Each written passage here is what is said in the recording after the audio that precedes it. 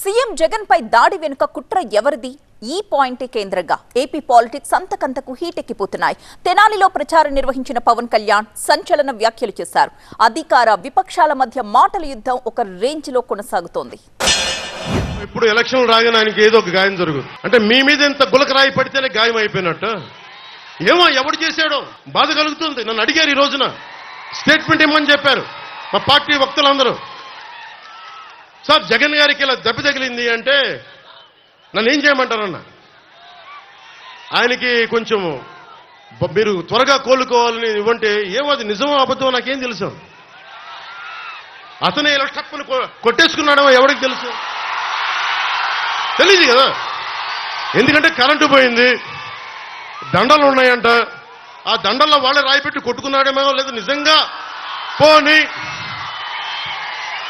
ఒకసారి నాన్న పులి కథలాగా ఒకసారి చెప్తే బాగుంటుంది. ప్రతిసారి ఎలక్షన్ రాగానే జరిగితే నిజంగా పులి వచ్చిన నాన్న పులి కథలాగా అది అబద్ధం అనుకుంటాం.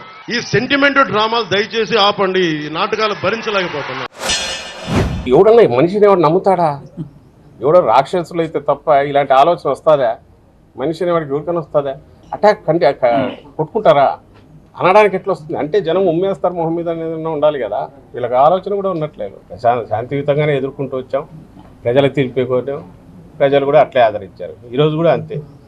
వాడు ఎవడో చేసిన వాడు ఎవడో దొరకడం ఎట్లా, చట్టం తరఫున చేసే దానికి తగినట్టు మనం వీలైనంత వరకు వాళ్ళకి స్పేస్ ఇవ్వాలనే ఆలోచన. మనం ఉండేది ప్రజలకు మనం చెప్పాలా, అక్కడ నుంచి తీర్పు పొందాలనుకుంటున్నాం. కాబట్టి ఆ మార్గంలోనే పోతాం తప్ప ఇలాంటి మార్గంలో పోము.